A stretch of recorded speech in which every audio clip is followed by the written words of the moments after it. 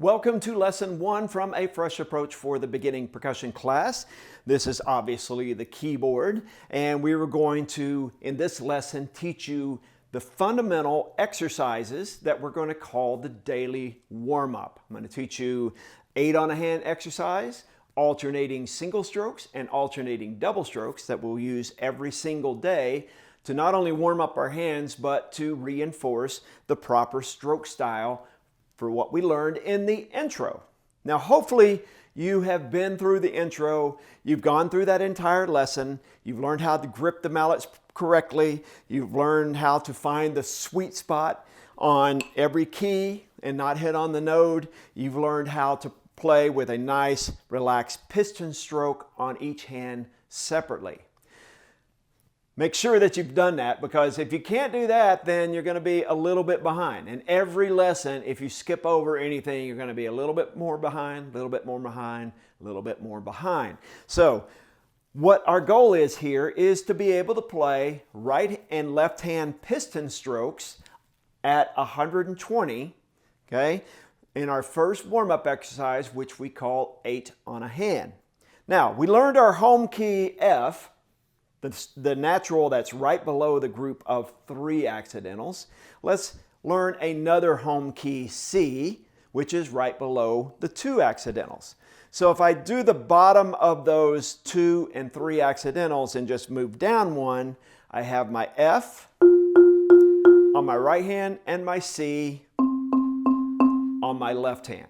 So the first exercise that we do is just that piston stroke that we learned in the intro. So I'm thinking of both of my hands being up. Okay, it's not a one-handed exercise, so I don't leave one hand down and then the other back and forth. I have both mallets up, and I'm striking the F with my right hand.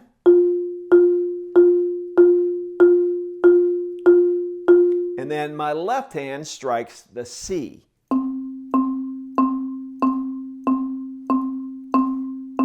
All right, remember that I want to keep that space between my back fingers and the palm of my hand. I want that mallet to flow freely using the lever of the fulcrum. Do not grip the mallets with your back fingers, okay? And do not use your arms as you're making the stroke, okay? I just want that nice flow that happens when the shaft of the mallet moves back and forth between the heel and the fingers. All right, so we're going to go at 120. Now this is kind of fast because in the last lesson we started at 80, but then you practiced at 80, 100, and 120 with each hand separately, so this should be no problem. So exercise is 8 rights, 8 lefts. We're going to repeat it, 8 rights, 8 lefts, stop on a right hand. So it's really 8 on a hand plus 1 at the end. Okay, so let's try it. So here's our tempo. So we're thinking 1, 2, 3, 4, 5, 6, 7, 8. 1, 2, 3, 4, 5, 6, 7, 8. Let's play that with me. 1, 2, and 1, 2, ready, go. 5, 6, 7, 8. 1, 2, 3, 4, 5, 6, 7, 8. 5, 6, 7, 8. 5, 6, 7, 8. Stop. All right, notice that when my hand is finished, after the 8th stroke, it comes right back up. So I'm always sitting here, at least for now, okay? I just want to try to get this down and up, or down up motion, very consistent with both hands. It is always back up. So anytime I take a picture of you at the end of the exercise, you should look just like this. All right? So let's go through a couple of those basics again. Remember that the mallet is just moving straight up and down, pivoting on that fulcrum. Remember your T fulcrum. You've got that. All right? Don't grip the mallet too far up. Remember about an inch or 2 inches on a marimba mallet, or maybe an inch on a rattan shaft, okay? And then get that full stroke that hits right in the center of each bar, all right? Let's try that exercise one more time at 120. And 1, 2, 1, 2, ready, go. And left, left, left, left.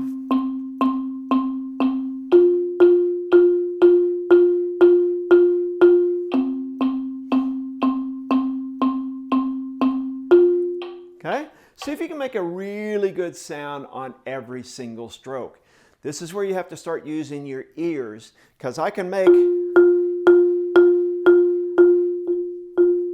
different strokes or different sounds on the bar depending on the speed of my stroke, depending on where I'm hitting the bar. All of those things are kind of a factor. All right, so take a day and just practice your right hand and left hand on the 8 on a hand exercise. The next exercise that we do as part of our daily warm-up is called alternating single strokes.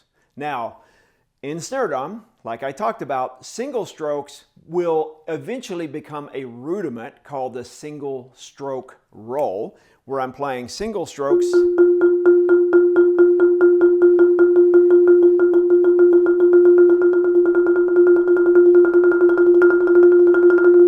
faster and faster, and it becomes a roll. Now, we use single stroke rolls all the time on keyboard. We use them on timpani, we use them on suspended cymbal, we use them on bass drum. So we have to develop a nice single stroke roll.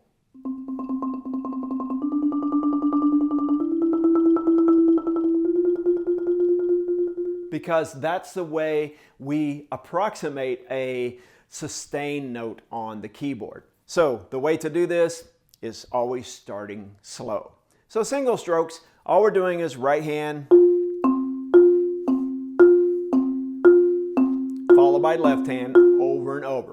So let's try that at 120. Now we'll always think of down, up, down, up, down, up, down, up, down, up, down, up, down, up, down, up, which sounds kind of funny. Down, up, down, up, down, up, down, up, down, up, down, up. See if you can do that. F on the right hand, C on the left hand. 1, 2, and 1, 2, ready, go.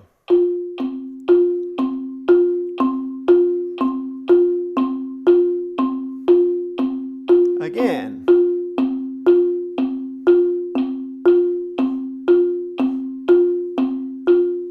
And stop. All right, so what's really important here is striking in the center of the bar, of course, and making a great stroke, but also always coming back up. So if I think more of up than I think of down, you're going to make a great sound when you're playing the keyboard. All right, like most rudiments and most exercises that we do, we like to start on our left hand.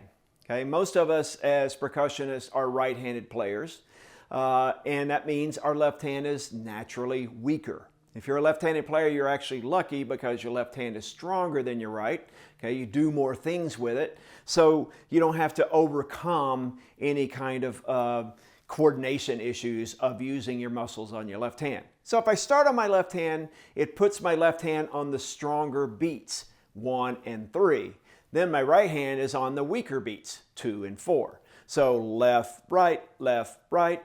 Okay, it's more mental than it is physical because we are trying to do the same type of stroke. But let's play the single stroke, alternating single stroke starting on our left hand. C on the left, F on the right. 1, 2, and 1, 2, ready, go.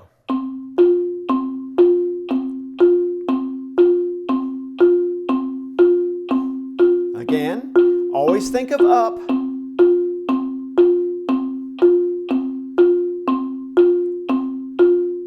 And stop.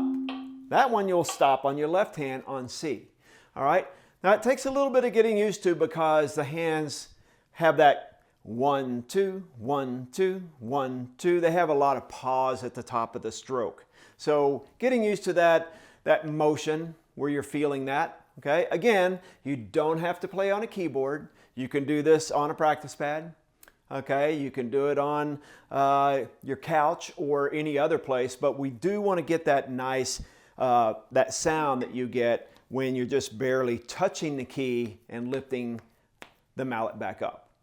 All right, the last exercise that we'll learn is called alternating double strokes. Now, double strokes on a keyboard instrument or timpani or the tom-toms or quads for the marching band, we use double strokes all the time. Now this does not become a double stroke roll like it does on snare drum. We never play double stroke rolls on the keyboard.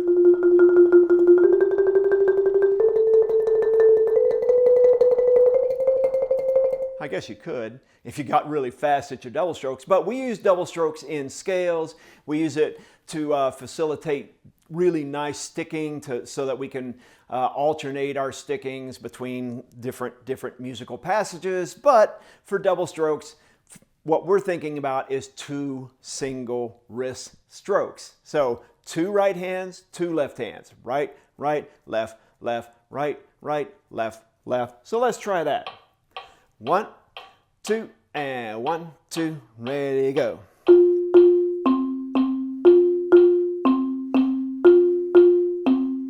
Notice they always return to the top.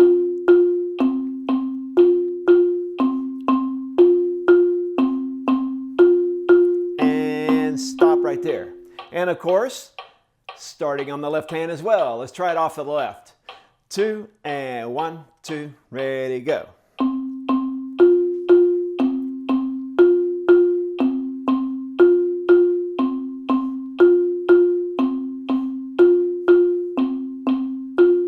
Notice I'm only using my wrist. Only use me wrist, my boys. Okay, only use your wrist. Try not to pump your arms while you play. And the biggest thing is to keep that space between your back fingers and your heel. Okay, so now we use these 3 exercises, okay, or 2 of those are rudiments and 1 is an exercise. 8s, singles, and doubles. Every single day, practice on that. Okay, there is a video in each lesson that is called the daily warm-up. So for the lesson number 1, our daily warm-up goes through 8 on a hand. You'll see a snare drum and a keyboard. All right, I really encourage you to practice on both, not just snare drum, not just keyboard, because they feel different. Sticks on a practice pad is not the same thing as playing mallets on a keyboard. So go through the exercises on snare drum or practice pad, go through the exercises on keyboard. All right, it's only 5 minutes or so, so you can do this, okay? 10 minutes of every day working on your single, double, and 8 on the hand. Then I play it through all the way through once at 120, then I speed the tempo up to 140, then 160, then 180. Okay? Once you get to 180, you can play through all of those exercises, okay? And it just goes from one to the next. So listen to this tempo.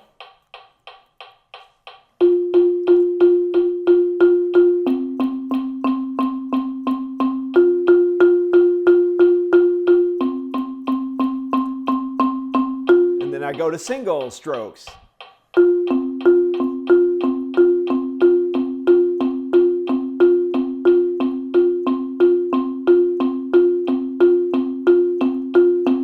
And then I do it off of the left hand, and then I go to double strokes. Now, each tempo will have a little bit of different motion. When we're going at 120, my single strokes are always coming back up, okay?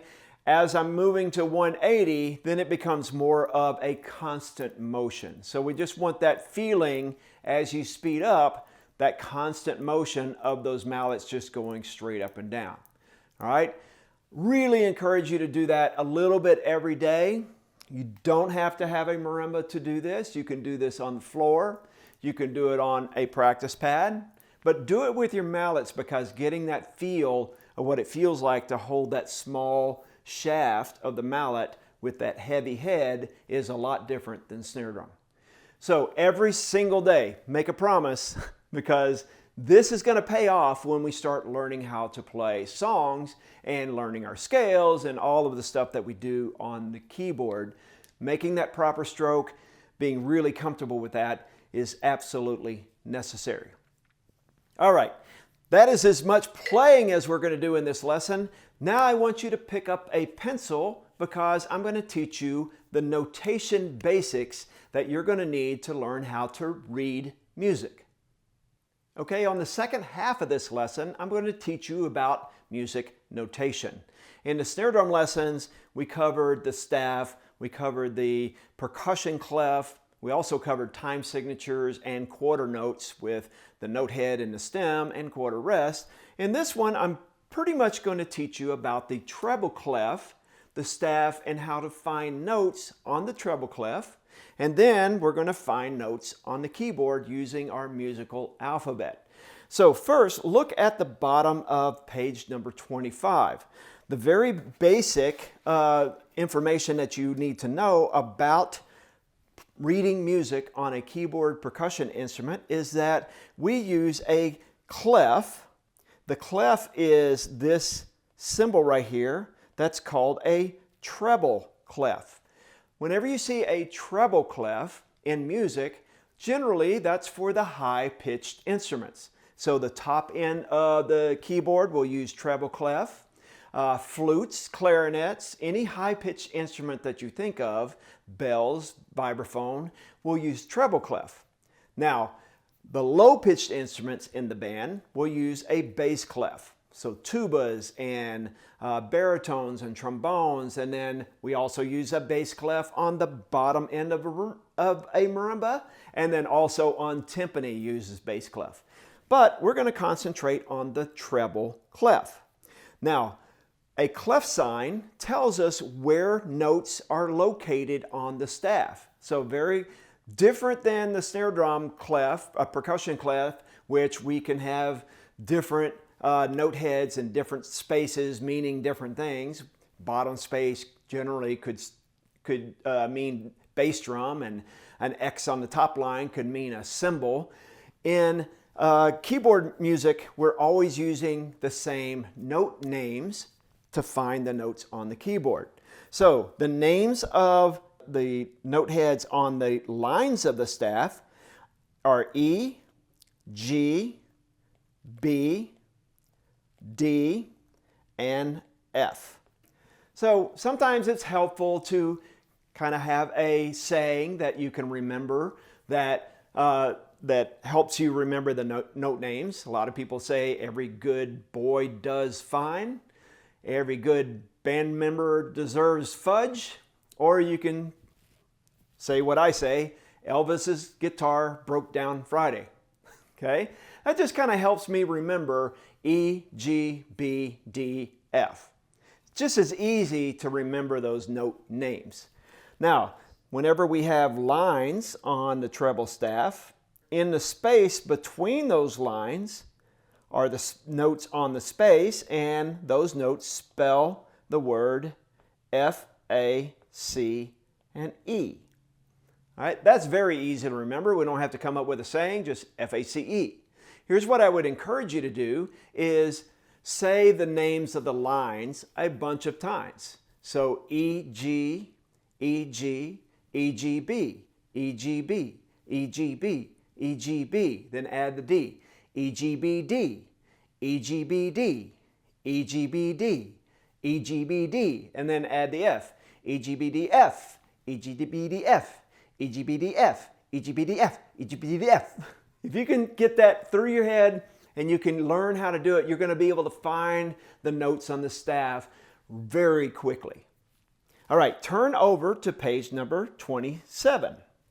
So at the top of page number 27, what we're learning how to do is draw the treble clef. Now this is helpful not only for you to recognize when you're in the treble clef versus a bass clef, but it's also so that if you ever write your own music, you know how to draw that clef at the beginning. I like to break this into a couple of parts. All right, first I like to draw starting at the bottom. I have my curly cue. I go through these dots that I have here, and then I trace that treble clef. So practice that. Trace that very first treble clef. And I really mean for you to do this. All right, something about grabbing a pencil and doing these exercises really cements all of these concepts in your head. So I start below the staff on this dot here. I draw my curly line. I go up. I go past the staff, and I come back to that fourth line. All right? So practicing that on your own, you can use these little dots here to help you. Going up, over the top, and then back to the fourth line. And then you can do one on your own. Going up, over, back to the fourth line. So we always want to make sure that that top loop just comes right back to the fourth line. Now the second half of the treble clef is kind of like a 6 or a little spiral. So we're starting at that point where we stopped on the fourth line. We're going down, we go to the bottom line, come to the third line, and then do our little curly cue. All right, so that bottom line and that third line is where our little circle for our spiral, if you want to call it that, goes from the bottom to the top. Trace this one with me. Fourth line, down to the bottom, up to the third, and then curl around. Now you can do that again with these dots. I'm going to start here. I'm going to go down, bottom line, third line, curl around. And you can do one of those on your own. So you want to think of that 6. All right, now you put both of those steps together, and that makes up the entire treble clef. So let's practice drawing a couple of these by tracing what I have here, going from the bottom, above the staff, fourth line, bottom, third, curly cue. All right, it's really important that you get really good at drawing these very nice and neatly so that if you're ever writing music, believe me, when I was your age, I never thought I would, but I write music all the time, so sometimes it's helpful to learn how to do this. Now this is a little confusing with all these dots. You can use these dots if you want to, or you can just draw your own. So let me just draw one of my own here, see how good I do without all the other stuff. And there you go. And you have a treble clef. So practice getting a 5-line staff, sheet of staff paper. Practice drawing your treble clef. You might even have a contest in your class. Go to the board and see who can draw the best looking treble clef. All right. Now, we have a musical alphabet that we use when we read music on the treble staff. On every staff in Western music, we use the letter names from A to G. So I know my alphabet, and hopefully you do too. If I start on A and I go up my alphabet, I just go A, B, C, D, E, F, G. Now, for any musical instrument, G is the limit to our alphabet. Thank goodness we don't go to H, I, J, K, L, M, N, O, P, Q, R, S, T on there. We don't have to do all that. We just go up to G and then we start over and do it again. A, B, C, D, E, F, G, A, B, C, D, E, F, G, A, B, C, D, E, F, G. Okay? So you can practice going forward in the musical alphabet, which means I'm going from any note up. All right? Forward is up. So practicing this on number 2 here, all I'm doing is filling in the blanks. A, B, C, and then I'm thinking D, E, F, G. So G will be the last note of my, or the last letter of my musical alphabet. I don't always start on A. In number 3, I started on C, so I can keep going. So I can think to myself, A, B, C, D, E, F, G. What happens when we get to G? We start over on A. All right, going up the musical alphabet is pretty simple because we have done that our whole lives, or since kindergarten we've learned our alphabet. But practice starting on any. If I said start on E and go to E, E, F, G, A, B, C, D, E, then you should know that once you get to G, you start over. Now, what's not quite as easy is going backwards. All right, if I started on G, I have to think a little bit in my head the letter before in the alphabet. So I can think of that musical alphabet of going up, but then going backwards. So in number 4 here, I'm going backwards from G, G, F, E, D, C, B, A. This is where it gets hard because now we're moving down the scale. All right? And we will use this musical alphabet a lot when we're finding the notes on the keyboard. So really have to kind of get good at this. Number 5, going backwards, D, C, B, A, G, F, E. So you can practice this. Just have anybody, have your band director call out a letter name in class and see if everybody can say the letter names backwards. Let's try one. Start on B. Ready? Go. B, A, G, F, E, D, C, B. Okay? Got confused there for a second. Start on F. F, E, D, C, B, A, G, F. See how fast you can do it. Start on D. D, C, B, A, G, F, E, D. Now, as you practice it, it gets easier and easier. I guarantee you, if you spend a little bit of time working on that, when we get to finding the keys on the keyboard, it will be very easy for you. All right? So that's as much as we're going to do in this video lesson. I want you to practice saying, practice drawing your treble clef. I also want you to practice saying your alphabet starting on any letter name going up and starting on any letter name going down. In our next video lesson, we're going to locate those notes on the staff and get used to saying those note names, finding those note names, and saying them quicker and quicker in what I like to call a speed test.